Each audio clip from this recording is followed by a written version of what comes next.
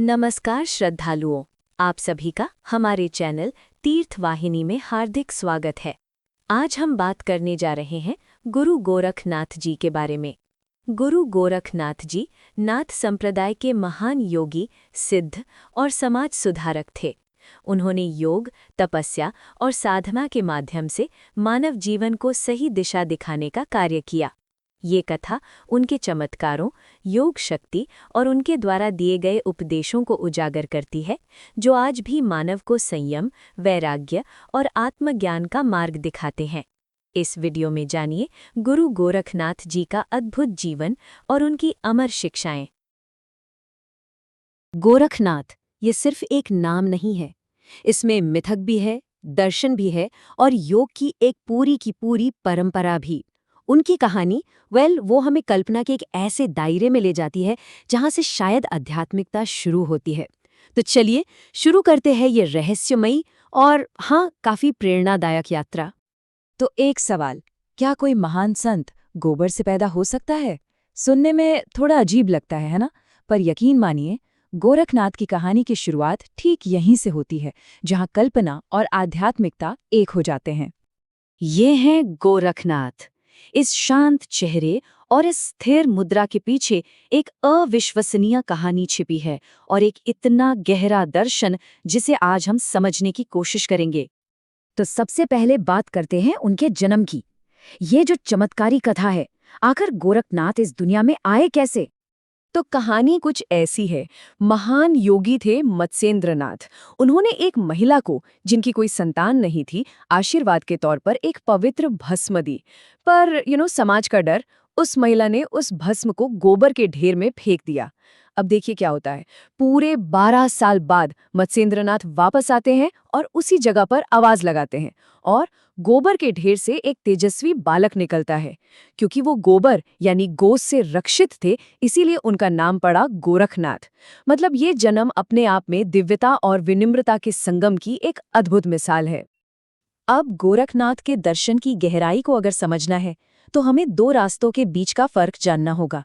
एक है सत्य को सिर्फ जानना और दूसरा है सत्य को जीना। अच्छा, इसे ऐसे समझने की कोशिश करते हैं। एक दार्शनिक वो सत्य को कैसे समझेगा?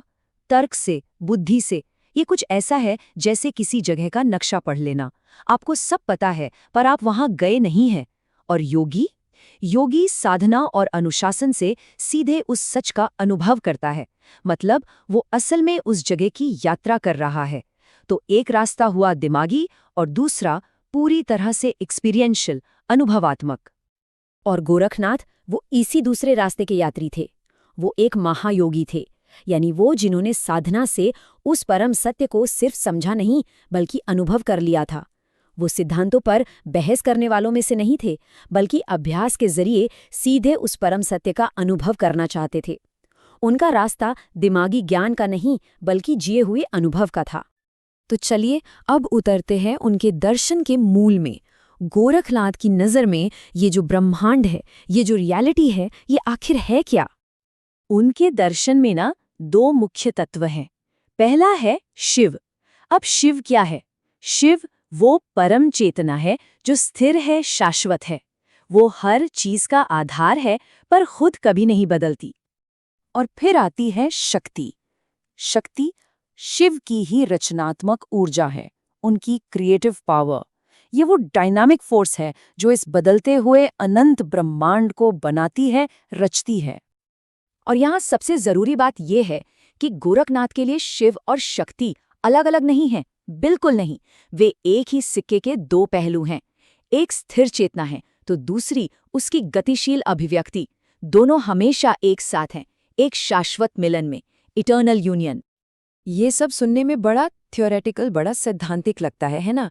पर इस दर्शन का असल जिंदगी में क्या मतलब है, इसको समझने के लिए चलिए एक राजा की कहानी सुनते हैं।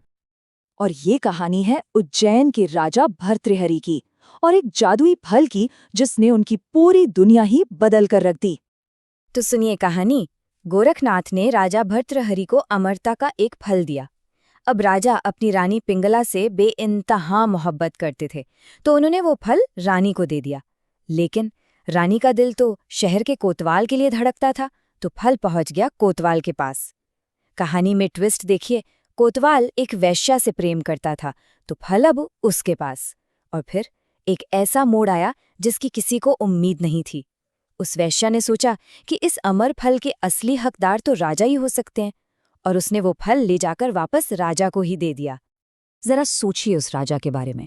जब वो फल घूम फिरकर वापस उनके ही हाथों में आया तो सच्चाई की कड़वी घूंट ने उन्हें अंदर तक हिला दिया।